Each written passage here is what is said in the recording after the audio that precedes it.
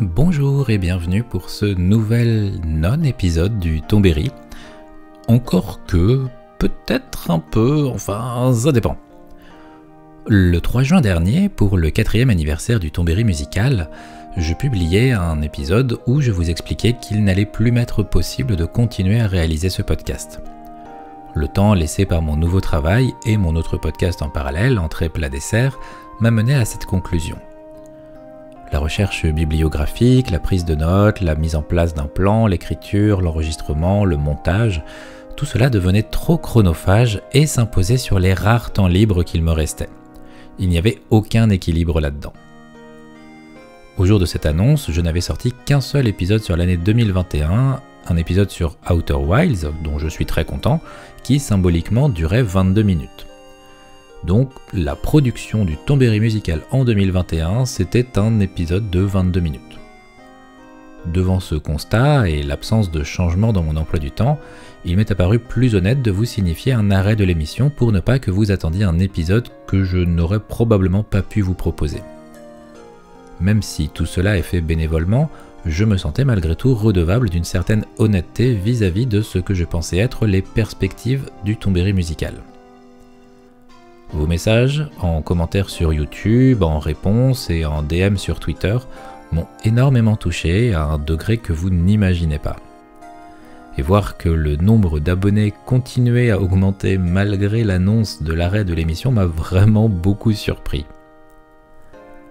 Depuis l'épisode sur Outer Wilds en mars 2021, j'avais entamé l'écriture d'un épisode pensant qu'il pourrait voir le jour, mais ce ne fut pas le cas. Le sujet était trop vaste, le projet trop long, et je me suis épuisé avant d'en voir le bout. J'avais cessé toute écriture, mais l'envie, elle, était toujours là.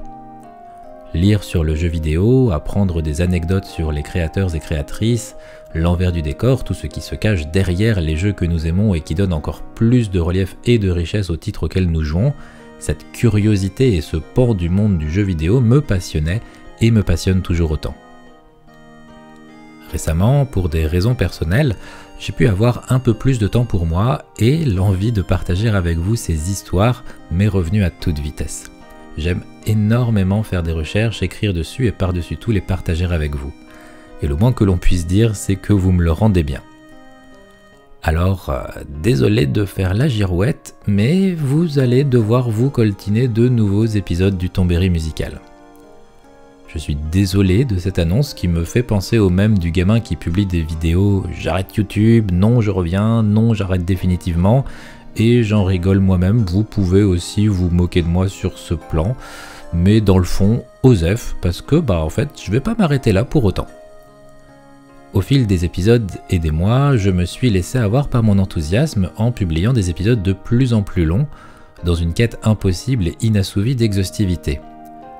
J'ai donc décidé pour ce nouveau départ de m'ajouter certaines contraintes dans les sujets choisis, la manière de les aborder et la fin de cette quête du toujours plus d'infos et d'analyses. Cette décision, je l'ai prise pour moi, afin que la réalisation des épisodes ne m'oblige pas à sacrifier mes week-ends off sur 3 mois, et que je puisse essayer de concilier au mieux mon attrait pour le partage des petites histoires en rapport avec le monde du jeu vidéo, et ma vie extra-professionnelle, extra-podcast aussi. Mais en y réfléchissant, je me dis que ce nouveau format pourra être plus pratique pour vous aussi, avec des épisodes plus courts, facilitant l'écoute en une fois et pouvant arrêter de dissuader fort logiquement une personne non fan qui se voit proposer 2 heures d'émission sur Ace Combat. Je ne vous juge pas, ça me paraît tout à fait normal de ne pas être tenté pour autant. Le Tombéry revient donc dès le mois prochain pour au moins 6 épisodes, un par mois pendant 6 mois, avec des épisodes d'environ 30 minutes. Par la suite, je ne sais pas encore ce qu'il en sera, je ne pense pas pouvoir garder ce rythme, mais j'espère que ce nouveau format me permettra de poursuivre l'émission et qu'il vous plaira. C'est en tout cas ce que je crois aujourd'hui. Ce nouveau format plus court du Tombéry implique aussi une nouvelle approche qui me permet d'aborder des sujets un peu différents que simplement un jeu ou une licence, même si je compte bien le faire encore. Cela peut être l'histoire d'un studio ou une thématique de jeu qui me tient beaucoup à cœur, mais que je vous garde en surprise pour l'épisode 30. J'espère que cela vous plaira tout de même. Et pour ne pas vous sortir un deuxième épisode simplement d'annonce sans parler de jeux vidéo, je vous propose donc un épisode réalisé par moi-même pour un autre podcast, la pause ludo-musicale créée par Fanny Rébillard et que vous pouvez retrouver facilement sur SoundCloud. Cet épisode est dédié au jeu de réalité virtuelle Moss du studio Polyarc et dont une suite a été annoncée il y a peu de temps. Il s'agit d'un format court, c'est un épisode d'une vingtaine de minutes, donc c'est un petit peu une phase test par rapport aux épisodes à venir. J'espère qu'il vous plaira et je vous donne rendez-vous le mois prochain.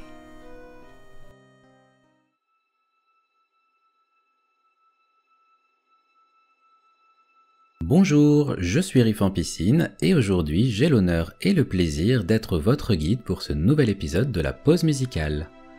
Si avec les précédents épisodes vous avez sûrement pris l'habitude de profiter d'analyses ludo-musicologiques expertes, je préfère être franc avec vous et vous dire d'emblée qu'à mon grand regret, je n'ai pas les connaissances nécessaires pour me permettre ce type d'analyse. Mais ça ne va pas m'empêcher de vous parler jeux vidéo et musique de jeux vidéo. D'ailleurs, pour cet épisode, j'ai décidé de vous faire écouter, ou peut-être même découvrir, le morceau Cinder Skies, issu de l'OST d'un jeu pas si connu que ça, Moss. Mais avant de parler du morceau en particulier, il va falloir que je vous présente le jeu.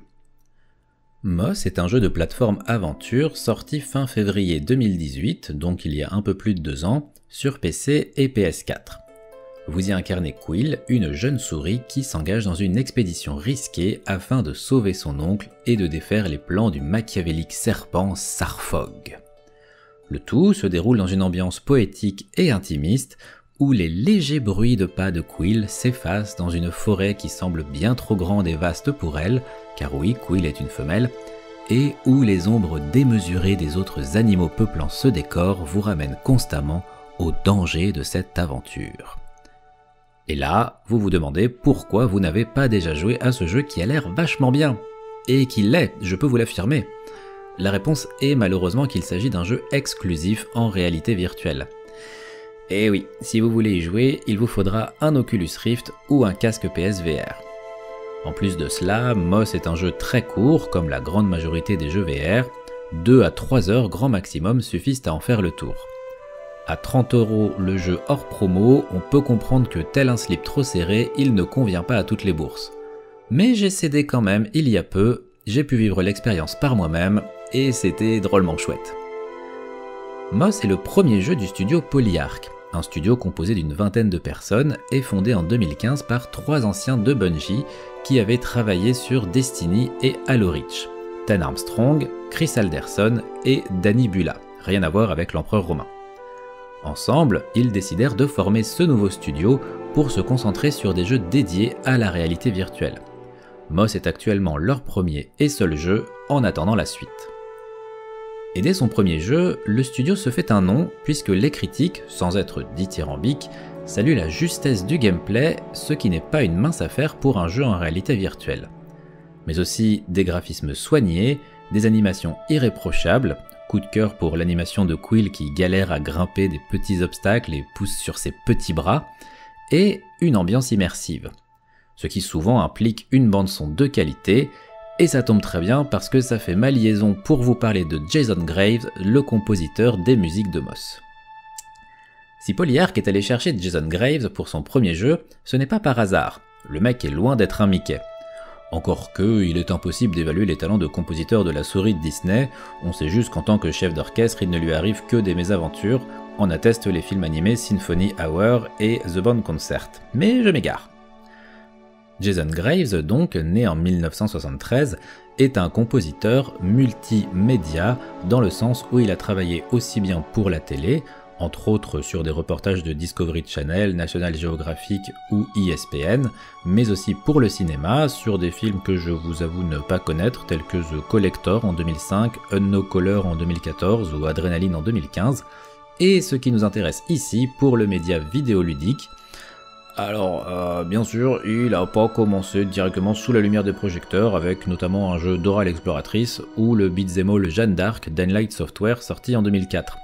Mais ne vous y trompez pas, sa ludomusicographie est si longue que je ne pourrais pas vous la lire dans le temps qui m'est imparti pour ce podcast, donc inexorablement il y a dans le tas à boire et à manger. Et rappelons tout de même que la réussite critique ou populaire d'un jeu n'est pas représentative de la qualité de son OST.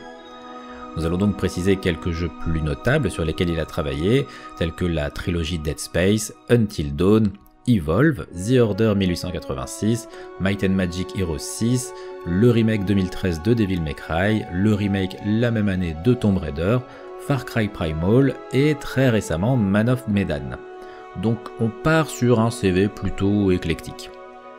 A noter, petit aparté avant de se focaliser sur Moss, que pour l'OST de Far Cry Primal, Graves s'est imposé de composer uniquement avec des instruments issus de matériaux utilisés à l'époque où se déroule le jeu, ce qui donne au résultat final une cohérence immersive absolument fantastique et forcément je vous recommande d'aller l'écouter, mais après ce podcast. Merci.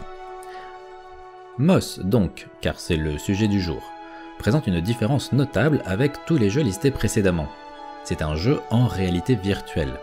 Eh bien, pas de souci, c'est aussi un domaine que Jason Graves connaît bien, puisqu'il avait auparavant composé pour Lone Echo, Until Dawn Rush of Blood, Farland ou Echo Arena. Et c'est un point important car composer pour un jeu vidéo et composer pour un jeu en réalité virtuelle, ce n'est pas la même chose. Mais ça, c'est un point dont je vais vous parler un tout petit peu plus tard. D'abord, parlons de la musique de Moss, qui est un jeu où s'alternent des phases de puzzle plateforme et des phases de combat dans un environnement naturel, verdoyant dans sa majorité. Pour cette OST, Graves a opté pour une approche avec des thèmes récurrents, au nombre de 6 de son propre aveu, qui vont se retrouver et évoluer au fil de l'OST. Son but était de transmettre par la musique la différence de taille entre Quill, petite souris, et les décors et ennemis parfois démesurés face à elle. Pour cela, il a choisi d'utiliser des instruments tels que la harpe celtique, le siyotanka, une flûte des Indiens des plaines des États-Unis, le cor anglais, le ukulélé, la flûte, le violon et le dulcimer, ainsi que sa variante, le hammer dulcimer, instrument à cordes frappées qui est une variante du santour perse et que l'on retrouve plutôt dans certaines zones des États-Unis, d'Australie et en Irlande. Il décrit avoir voulu utiliser des instruments de petite taille en rapport à celle de Quill, avec comme objectif d'obtenir une ambiance musicale intemporelle et motivante. La plupart des morceaux du jeu se calent in-game à la fois sur des passages d'exploration et de combat. Pour réussir ce défi, il a opté pour une composition qui est parfois jouée en intervalles de quintes, sans tierces, générant ainsi des accords incomplets. Il devient impossible à l'écoute de savoir si la musique est en accord majeur ou mineur, et son impact sur l'émotion générée devient libre, tout comme les Graves dans sa composition, qui, en incorporant de nouveau la tierce dans certains passages, va faire varier le ton musical. Cette approche provoque même à l'écoute une sensation d'ambiance médiévale à fond celtique, on se croirait parfois en vadrouille sur les terres du Rohan. Si vous écoutez toute l'OST, vous remarquerez qu'il est souvent impossible de savoir quels passages sont rattachés à de la plateforme ou du combat. L'exercice sera plus simple quand à la fin de ce podcast, vous écouterez le morceau Cinder Skies que j'ai choisi pour l'occasion. Vous entendrez alors comment, dans un seul morceau, se mélangent des passages corrélés à une situation de plateforme ou à une situation de combat. Mais pour qu'une OST passe bien et soit efficace en jeu, il faut aussi une étroite collaboration avec le sound design. Et c'est pour cela que Jason Graves a travaillé avec Stephen Hood, audio designer sur Moss, qui avait auparavant travaillé sur les jeux Destiny, Red Faction Armageddon et Insane, le jeu supervisé par Guillermo del Toro, mais malheureusement tué dans l'œuf. Jason et Stephen ont donc échangé de manière très régulière leurs travaux, chacun influençant le travail de l'autre, Jason cherchant la musique qui s'incorporerait le mieux dans l'ambiance sonore, et Stephen adaptant le sound design pour tenter au mieux de se caler sur le rythme et les accords de Jason. Le résultat est à la fois des plus plaisants à l'écoute hors jeu, avec une excellente OST de Jason Graves, mais rien ne vaut l'écoute en jeu pour profiter pleinement de la synergie avec le travail de Stephen Hood, pour un résultat qui exploite au mieux le paradigme joueur-jeu que propose Moss en termes de réalité virtuelle. Cette position du joueur par rapport au jeu, qui est inexorablement plus complexe dans un jeu en réalité virtuelle, nous amène au dernier axe de notre émission, la musique dans un jeu en réalité virtuelle. Ah, en voilà un vaste sujet que je ne pourrais qu'effleurer et qui mérite que des gens bien plus experts que moi se penchent sur la question. mais nous allons tout de même développer à minima. Pour comprendre en quoi cette problématique est unique, il faut d'abord visualiser la place du joueur dans un jeu en réalité virtuelle, et voir en quoi elle diffère par rapport à un jeu non VR. Dans un jeu en réalité virtuelle, la notion de première ou troisième personne se complexifie.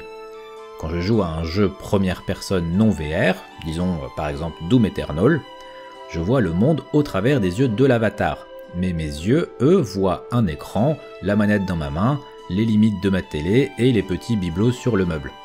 Donc première personne certes, mais avec un quatrième mur visible. En VR, je vois toujours le monde au travers des yeux de mon avatar, mais l'immersion prend une toute autre dimension si je puis dire, car quand je tourne la tête à gauche, je ne vois pas le côté gauche de mon salon, mais ce qui se trouve à gauche de mon avatar dans le jeu. Je ne vois pas mes mains qui tiennent la manette, je ne vois pas ma télé, c'est une toute autre expérience et place du joueur dans le jeu, mais je ne vous apprends rien sur ce sujet. Nous sommes ici dans le cas d'un jeu en première personne exclusif type Beat Saber ou Super Hot. Mais certains jeux proposent d'incarner une entité dans une posture moitié première et moitié troisième personne, comme dans Astrobot Rescue Mission ou justement Moss. Dans ces jeux, nous incarnons un drone pour Astrobot et le Reader dans Moss, qui ont une existence au sein même du jeu, et dont nous vivons l'aventure de manière subjective, mais le gameplay nous permet aussi d'incarner une entité autre qui n'est pas nous, mais que nous pouvons diriger quand même. Cette entité peut nous voir et même interagir avec nous directement dans le jeu. Tout ça pour dire que la position du joueur dans un jeu VR est plus complexe qu'en non VR. Mais d'une manière ou d'une autre, il y a toujours un aspect première personne. À cela s'ajoute que casque sur la tête et sur les oreilles, et manette classique ou spéciale réalité virtuelle en main, l'immersion est tout autre. Et pour la maintenir, les développeurs ne peuvent se contenter des ficelles efficaces dans les jeux non VR. Une approche différente s'impose, tant sur le game design que le gameplay et surtout l'ambiance sonore. Et qui dit ambiance sonore dit sound design plus musique. Et là, encore une fois, les deux approches vont être différentes. Pour ce qui est du sound design, le bruit de la pluie, d'une porte qui claque, d'un téléphone qui sonne ou d'une explosion prenant place dans le jeu, la difficulté principale sera d'offrir autant que possible un rendu en 3 dimensions, puisque le jeu veut me faire croire que je fais partie intégrante de son univers. Donc un son qui provient d'un événement prenant place devant ou derrière moi, ou sur ma gauche ou sur ma droite, doit être perçu par mes oreilles et interprété par mon cerveau avec cette même exactitude spatiale. Alors pour développer ce point, il faudra remonter en 1930, parler des travaux d'Alain Blumlein sur la captation stéréophonique qui permet d'enregistrer un son de telle sorte qu'il pourra être recréé par 2 enceintes et faire croire à la provenance du son dans une position se trouvant entre ces enceintes, puis avancer dans le temps progressivement au fil des évolutions technologiques, arrivé en 1997 avec la société Aureal Semiconductor, qui avec son chipset sonore Vortex et sa technologie A3D était capable de reproduire un son de manière binaurale ou spatiale. Parce que oui, la question n'est pas que d'être capable d'enregistrer en 3D, il faut aussi réussir à reproduire le son de manière spatiale. Enfin bref, tout cela mériterait un épisode plus spécialisé et bien plus long, alors revenons en 2020 où notre technologie permet, quand on joue à un jeu VR, avec des écouteurs ou un casque, de percevoir des sons de manière spatiale. Donc ça, c'est pour le sound design. Pas facile, mais pas trop galère non plus. Maintenant, la musique. En voilà un problème intéressant. Et pour développer ce point, il faut juste reprendre en quelques secondes la notion de diégèse. Et comme rien ne vaut un exemple, on va partir sur un des meilleurs jeux de ces dernières années, Zelda Breath of the Wild. Prenons 2 musiques du jeu, celle du château d'Hyrule et le thème de Cass, notre ménestrel accordéoniste.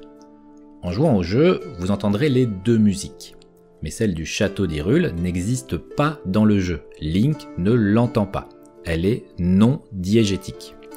La musique de Cass, jouée par lui-même dans le jeu, et donc existante dans l'univers du jeu, peut être entendue par Link. Elle est diégétique.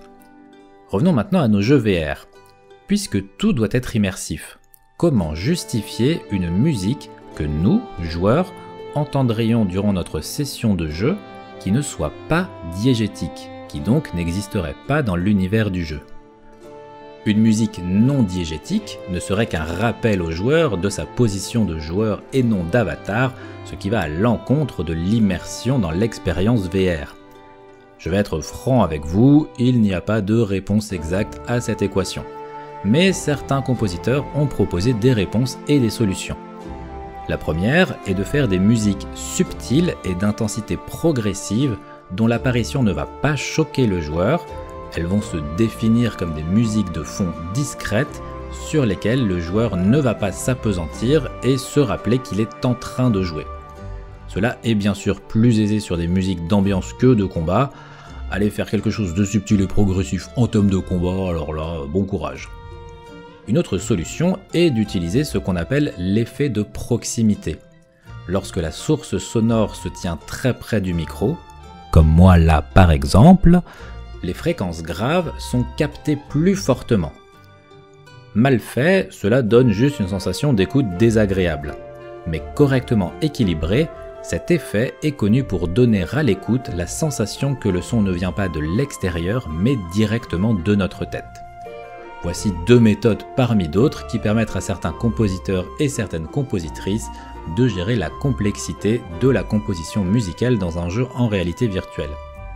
Je vous épargne la situation qui existe dans certains jeux où une musique non diégétique devient diégétique comme dans le jeu Dragonfront où le thème d'intro, non diégétique, devient diégétique et mixé comme provenant d'une radio se trouvant dans le jeu une fois que le joueur lance sa partie. Enfin, et promis nous nous quitterons là-dessus, la musique de jeux vidéo dans l'expérience VR a un possible rôle, hors immersif, très important à jouer. Je ne vous apprendrai rien en vous parlant du motion sickness des jeux en réalité virtuelle, ce trouble que l'on peut rapprocher du mal des transports. Cela est dû, comme dans une voiture, à une discordance entre ce qui est vu par les yeux et ce qui est perçu par l'oreille interne en termes de position dans l'espace et de mouvement. Et là vous allez me dire, quel rapport avec la musique ? Eh bien c'est très simple, Jamy. Une étude parue dans le journal Applied Ergonomics en mai 2014, dont vous trouverez normalement le lien en description, démontre qu'un stimulus sonore musical, défini comme amical et agréable par l'auditeur, diminue de manière significative la cinétose, le mal des transports. Il est donc abordé en plus par les compositeurs la possibilité d'utiliser leur musique comme moyen de diminuer le motion sickness en jeu, ce qui n'est pas négligeable vu comme ce trouble peut décourager les gens à se lancer dans l'expérience VR. Mais cet effet ne pourra s'appliquer pour vous, car c'est en dehors du jeu que vous allez enfin pouvoir écouter le morceau Cinder Skies, car c'est la fin de ce podcast. Merci beaucoup pour votre écoute et votre attention, et prenez soin de vous.